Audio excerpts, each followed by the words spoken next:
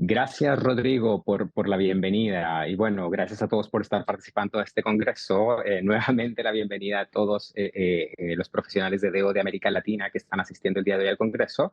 Y bueno, también quiero agradecer de todas maneras a Ilia González y a todo el equipo de la Red de Recursos Humanos por hacer posible este espacio de aprendizaje para todos nosotros.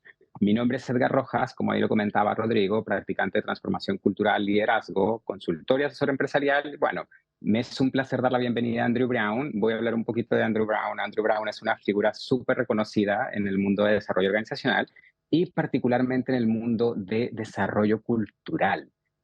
Andrew lleva más de 20 años trabajando en el desarrollo de culturas adaptativas a nivel global.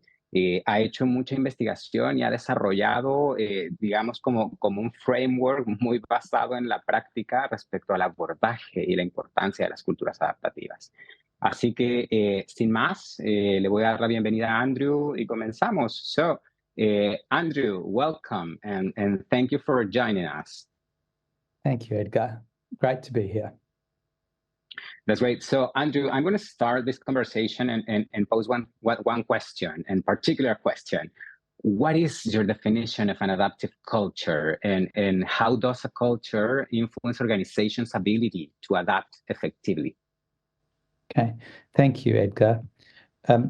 With a little bit of background, Adaptive Cultures was formed out of the observation that many of the organisations that we had been working with were not able to apply culture methodologies in a way that was able to help the organisations to consistently progress.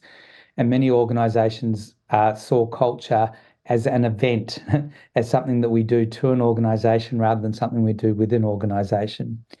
And so the idea of an adaptive culture is an adaptive culture is a culture which consciously updates itself, not just its structures, to meet adaptive challenges and evolve through complexity.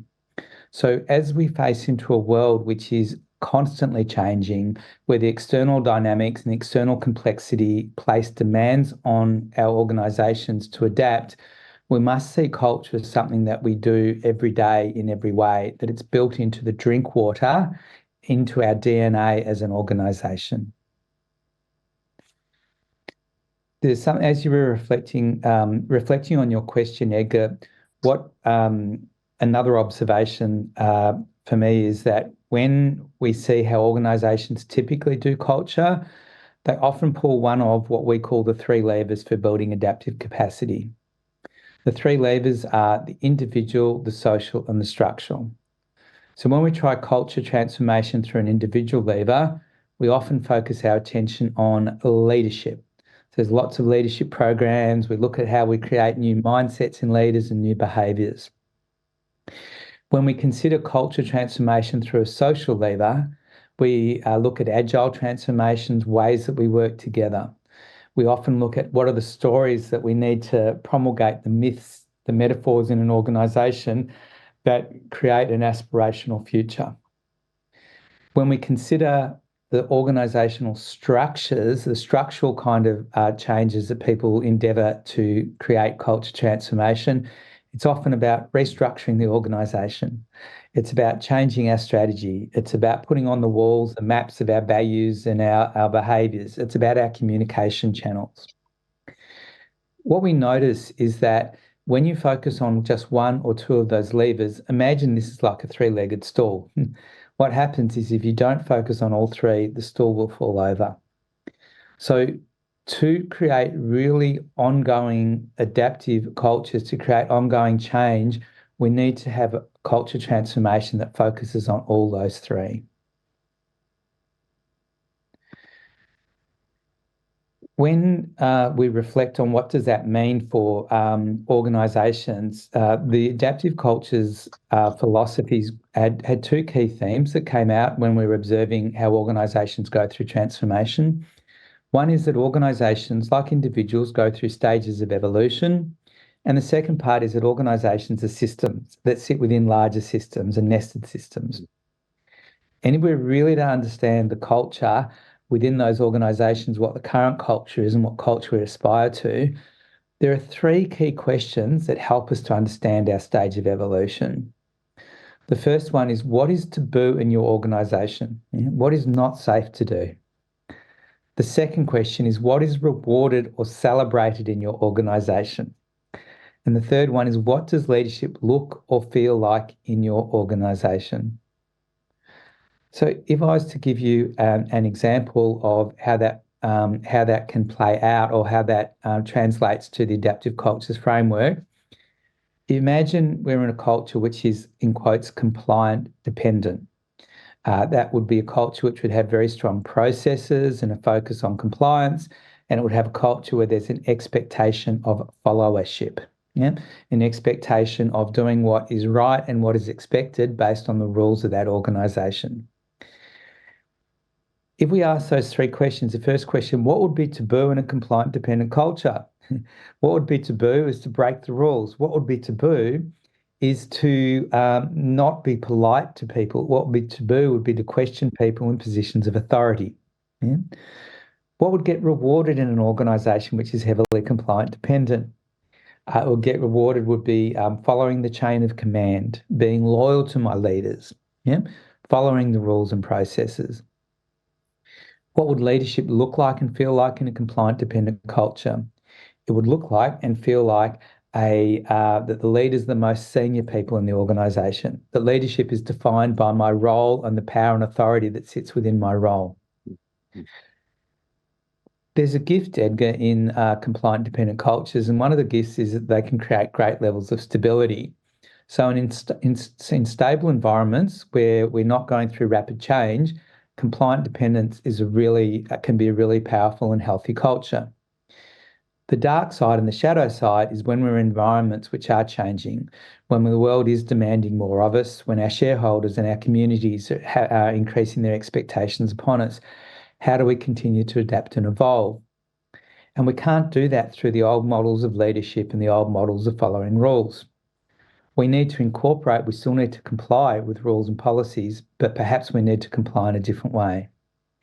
So as we start to move towards an achievement culture, and we move more towards looking at outcomes, whilst we still have policies and processes, they might become more about the principles rather than about the prescriptive word by word in the policies. When we think about what is taboo in an achievement culture, it's often taboo to not get results or outcomes. Yeah? It's taboo to not actually step in and do things when there's a problem that's in front of you. Yeah? What's encouraged and rewarded is personal agency. Yeah? As a leader, I'm keen to empower my people to provide them space to do things, because I realise now as a leader in a more complex world, I can't solve all the problems myself. So this idea of shifting from dependence to independence is a liberation of leadership and a liberation of empowerment. The idea of shifting from compliance to results is becoming more pragmatic and focusing on getting our outcomes while still complying. Yeah? We call this transcend and include. Take the gifts of the earlier stage and bring them into the later stage. So the gift of achievement culture is we can grow our business with prosperity. We can meet the needs of our shareholders. We can begin to become much more effective and focus on effectiveness. In achievement cultures which are so focused on achievement, sometimes a human being gets left behind. Sometimes they can feel like quite dehumanizing cultures. Sometimes the world is asking us to solve very complex problems that in an achievement culture we might have a more narrow focus, and we might need to expand the number of people that get involved in trying to solve those challenges and progress the adaptive challenges in front of us. That requires a shift from an achievement towards collaborative growth. In growth culture, interdependence comes. We have collective intelligence to solve the problems that no individual function can solve by themselves. We extend what's needed in an organisation from the immediacy of the skills and capabilities to deliver today's results to what are the capacities we need in our organisation for the future. Yeah? So what is taboo at collaborative growth culture? It's taboo to not collaborate, right? It's taboo to not develop people. What is rewarded and encouraged in a collaborative growth culture? It's encouraged to work together. It's encouraged to share ideas. It's encouraged to contribute. Yeah. What does leadership look like? Leadership looks like it's everybody's role. Each minute, each decision I make, each choice I make is an opportunity to lead. So it's a complete democratization, liberalization of leadership in the best interest of the entity and the best interest of society. Oh, sounds pretty interesting.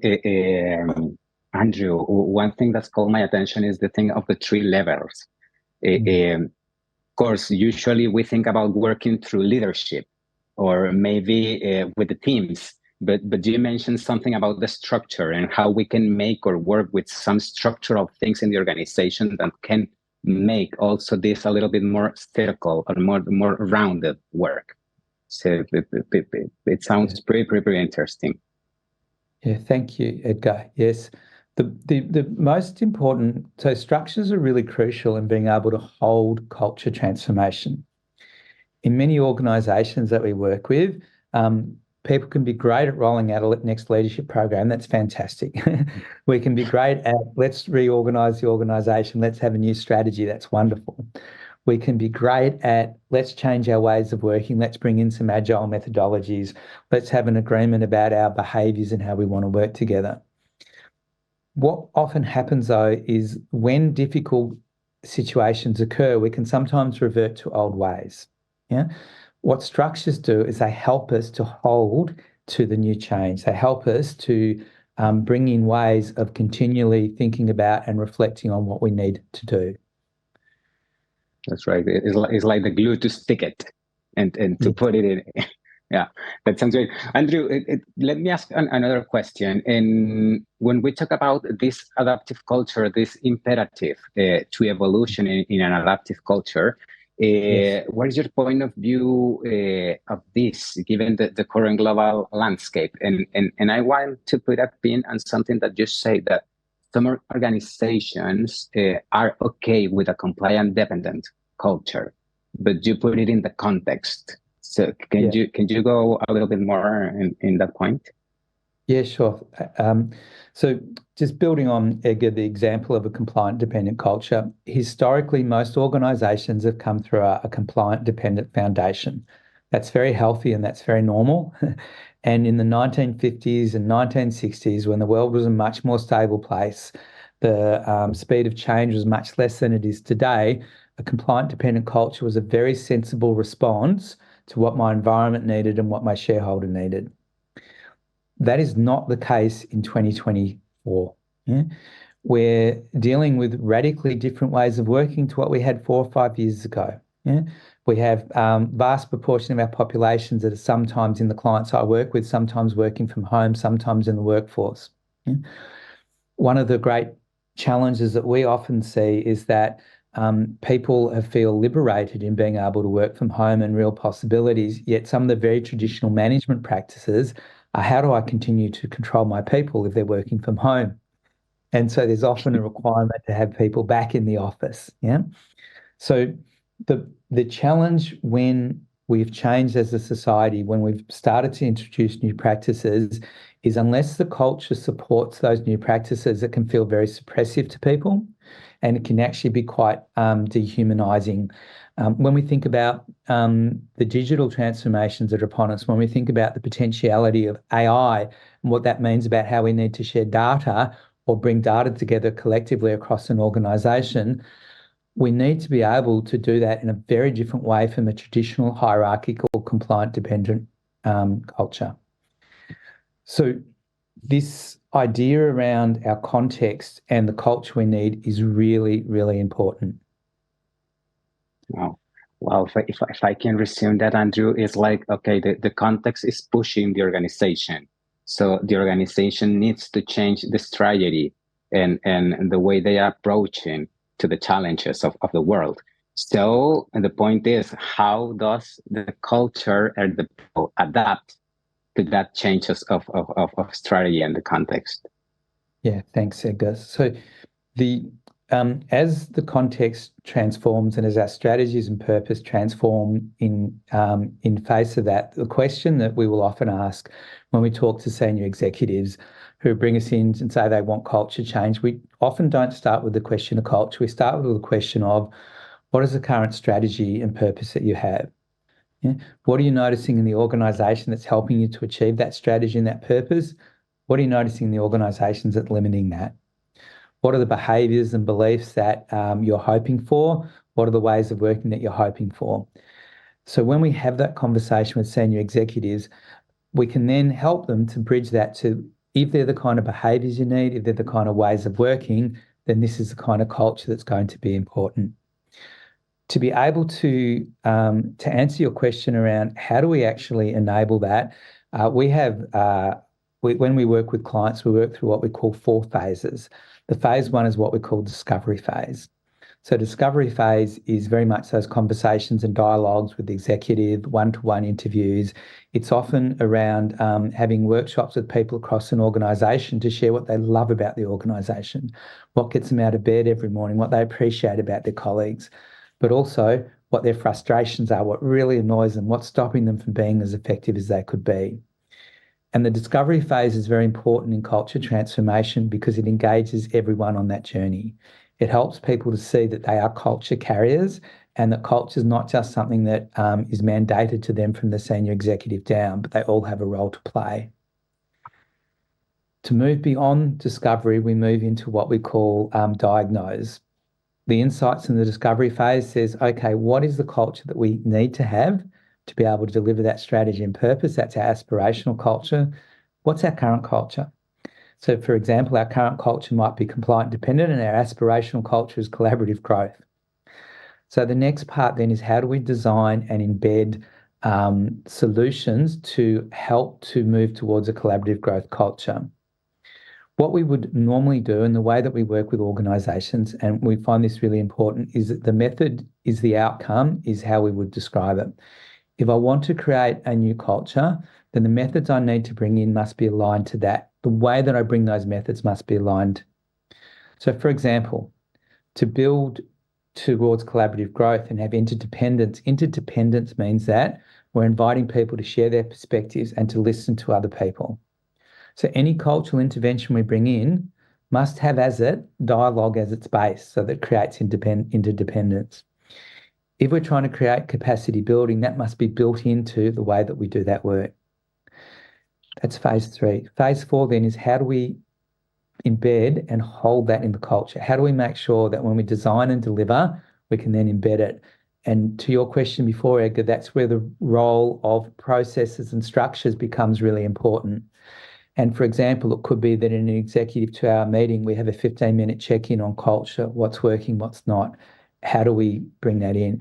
In organisations, we often invite them to think about rituals rather than habits.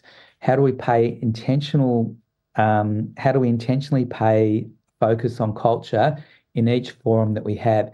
How do we set up forums that enable people to have conversations about what's working and share the ideas so that culture begins to grow and spread? Virus is not quite the right word, but it's spreading like a family. It's spreading like a garden where the seeds are growing in one part of the garden and then flourish right through the garden. Oh, that's great, Andrew. I guess we're getting short of time, and I just have one last question. So I already noticed that you actually answered it between lines. But what is the recommendation that you make to the OD practitioners of how to speak about culture with the leadership team? Yeah. Edgar, my advice to the OD practitioner speaking about culture to the leadership team is to begin with what is important to the leadership team. Yeah? Begin with inviting them to share the most important parts of the strategy which they want to enact in the next 2 to 3 years. Invite them to share what is the biggest problem or frustration or challenge that they have right now, which they feel is holding them back in terms of the organisation. And once you can